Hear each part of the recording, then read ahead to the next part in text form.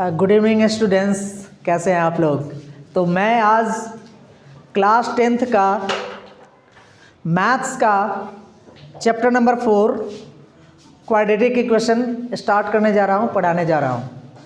सबसे पहले हम जानेंगे what is quadratic and what is equation. ठीक है, सबसे पहले तो आपको पता होना चाहिए कि इक्वेशन क्या होगा, उसके बाद हम देखेंगे क्वाड्रेटिक इक्वेशन। इक्वेशन क्या है, तो हम जानते हैं कि वह अलजेब्रिक एक्सप्रेशन और वह पॉलिनोमियल जिसमें इक्वल साइन लगा होगा वह इक्वेशन कहलाएगा। पहला पहचान क्या है इक्वेशन का, it must have equal sign.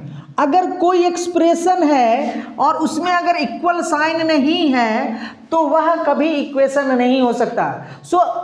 Quadratic equation का पहला पहचान है, पहला क्राइटेरिया है कि there must be equal sign. Equal sign होना चाहिए। और दूसरी बात कि it must be the quadratic polynomial. ये क्या होना चाहिए, यह क्वाड्रेटिक पॉलिनोमियल होना चाहिए। क्या होना चाहिए, क्वाड्रेटिक पॉलिनोमियल।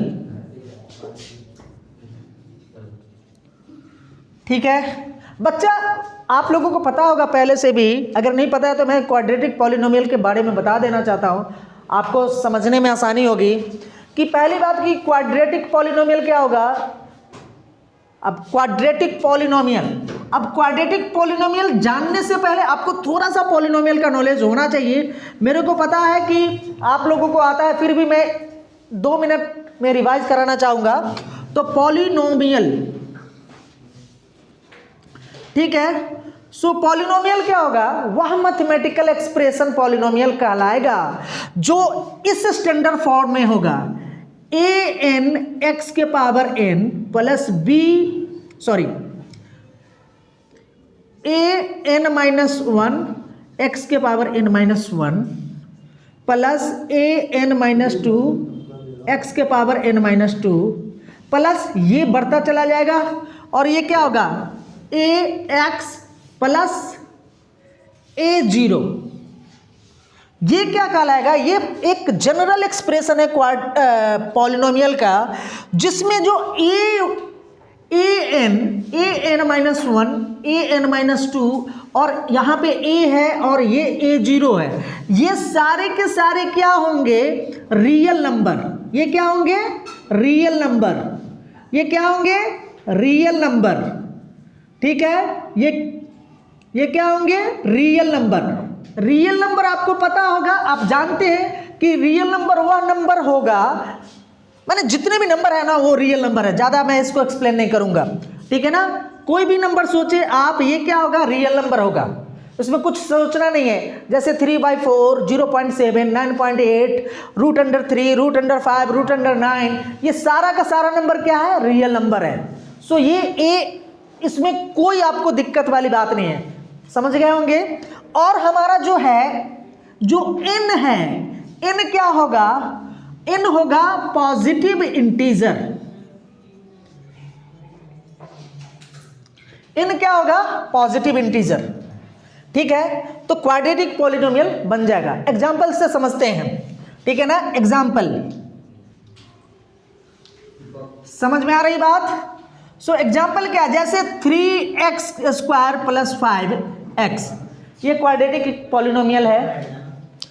ये क्वाड्रेटिक पॉलिनोमियल है, इसका मैक्सिमम पावर क्या है, 2 है, पावर 2 है, इसीलिए क्या हो गया, क्वाड्रेटिक हुआ। और ये क्या है, पॉजिटिव है। ये क्या है, पॉलिनोमियल है कि नहीं है, तो पॉलिनोमियल है। ठीक है, 5x के पावर 3 प्लस 9 प्लस 2/4, ये क्वाड्रेटिक, ये पॉलिनोमियल है कि नहीं, ये पॉलिनोमियल है कि नहीं। सबसे पहले ये जानेंगे पॉलिनोमियल है कि नहीं, ये पॉलिनोमियल है। अब क्वाड्रेटिक है कि नहीं वो बाद में देखेंगे, पहले हम तो पॉलिनोमियल देख रहे हैं। ये पॉलिनोमियल इसीलिए है कि इसका पावर क्या है, नेचुरल नंबर है, पॉजिटिव इंटीजर है, x का पावर 3 है और ये कांस्टेंट टर्म है, ठीक है ना, कांस्टेंट टर्म है, तो इसीलिए क्या है ये पॉलिनोमियल है, ये भी पॉलिनोमियल है, ये भी पॉलिनोमियल है। अब बताएं आप 3/4 के पावर z² प्लस 9z, ये पॉलिनोमियल है? 4 के साथ z स्क्वायर, हाँ 4 के साथ z² है, ये पॉलिनोमियल है, ये पॉलिनोमियल है, ये पॉलिनोमियल नहीं है।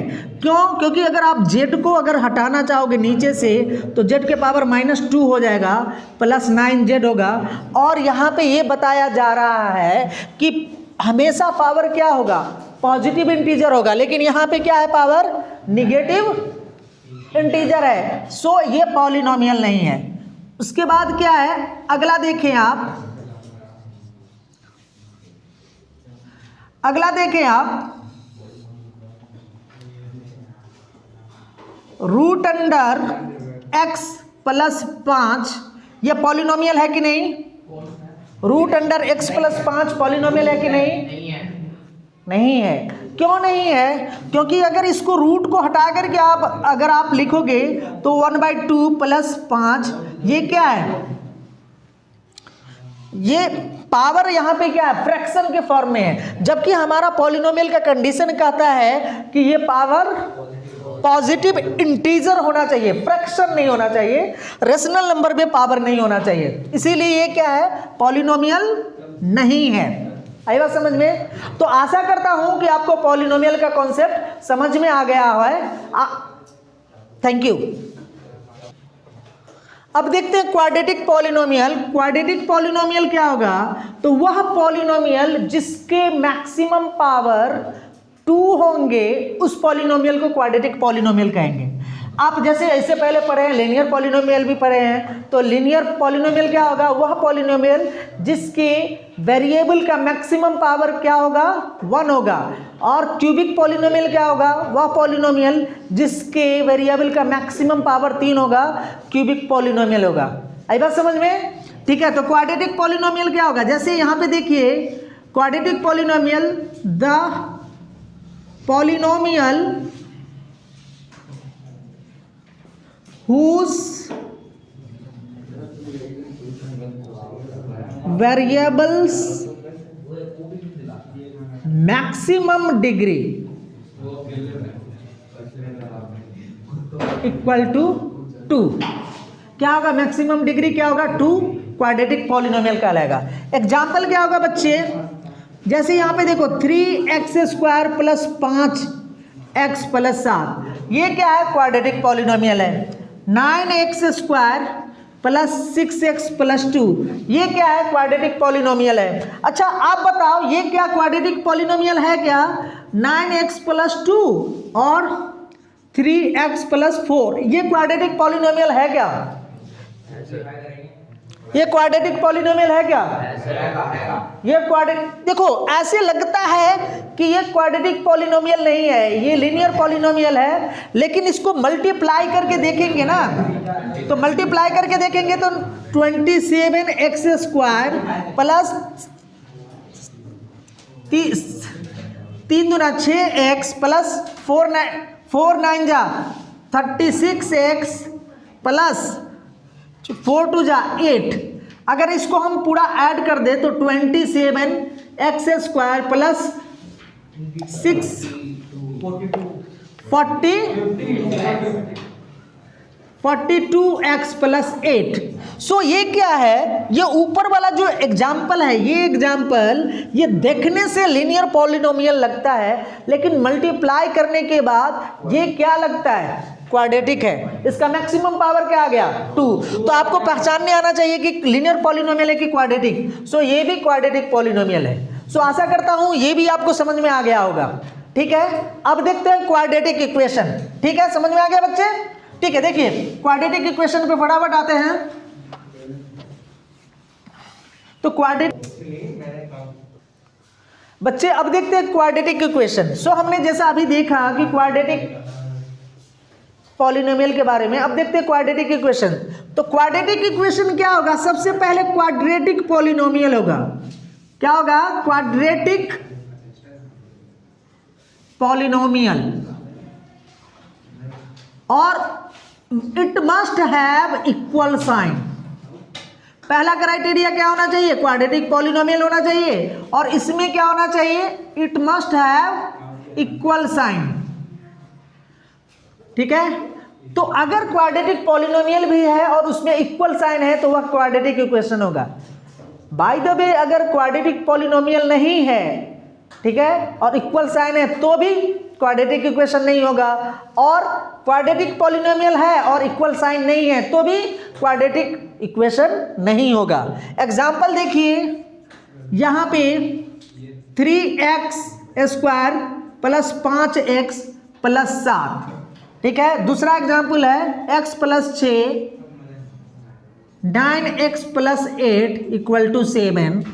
तीसरा एग्जांपल है 3x plus 6x square plus 9x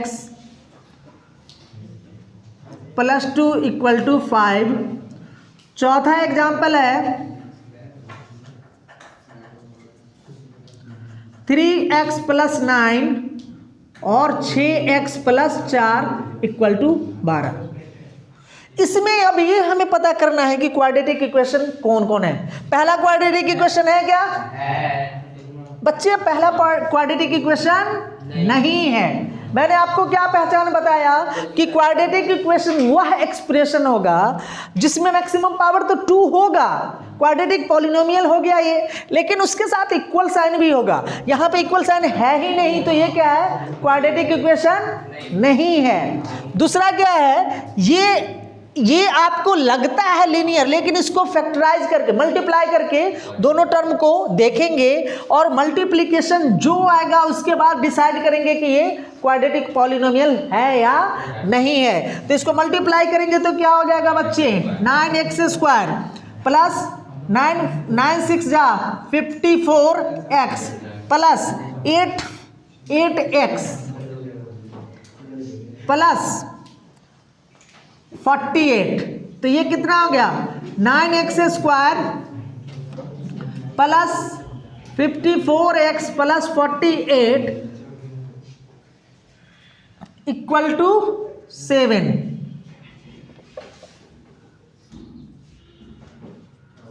ठीक है, सो ये क्या है? ये क्वाड्रेटिक इक्वेशन है। क्यों?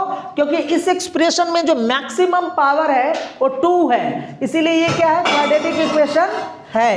ठीक है, अब तीसरा देखते हैं, तीसरा क्वाड्रेटिक इक्वेशन है कि नहीं।